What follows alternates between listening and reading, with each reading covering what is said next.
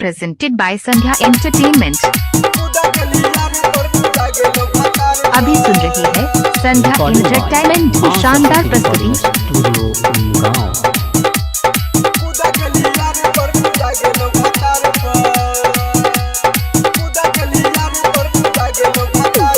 गरम गरम रोटी से कई छलही गटावा पर गरम गरम रोटी से कई छलही गटावा पर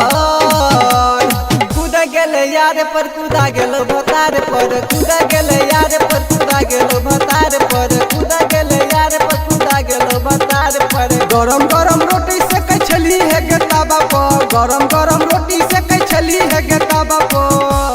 कूदा गेली यार पर कूदा गेलो भतार पर कूदा गेली यार पर कूदा गेलो भतार पर कूदा गेली यार पर कूदा गेलो भतार पर कूदा गेली यार पर कूदा गेलो भतार पर। अभी सुन रही है संध्या एंटरटेनमेंट की शानदार प्रस्तुति।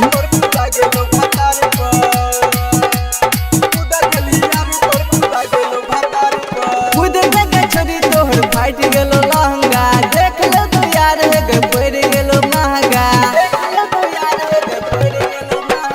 खुद के छौरी तोहर फाइट गेलो लहंगा देख ले तू यार के पड़ गेलो महंगा उड़ गेलो तोहरो जवानी है गई हवा पर उड़ गेलो तोहरो जवानी है गई हवा पर उड़ गेले यार पर कूदा गेलो भतार पर कूदा गेले यार पर कूदा गेलो भतार पर कूदा गेले यार पर कूदा गेलो भतार पर जाने चुगे कूदा गेली यार पर कूदा गेलो भतार पर। अभी सुन रही है संध्या एंटरटेनमेंट की शानदार प्रस्तुति। कूदा गेली यार पर कूदा गेलो भतार पर कूदा गेली यार पर कूदा गेलो भतार पर। खाना करे गेल रहे थाली रहो फूट रो ओही से यार भागे रहो तोहर दूसल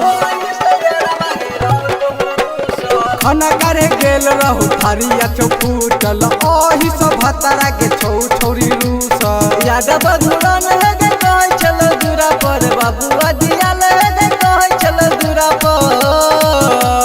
कूदा गेले यार पर कूदा गेलो भतार पर कूदा गेले यार पर कूदा गेलो भतार पर कूदा गेले यार पर कूदा गेलो भतार पर जाने चुगे।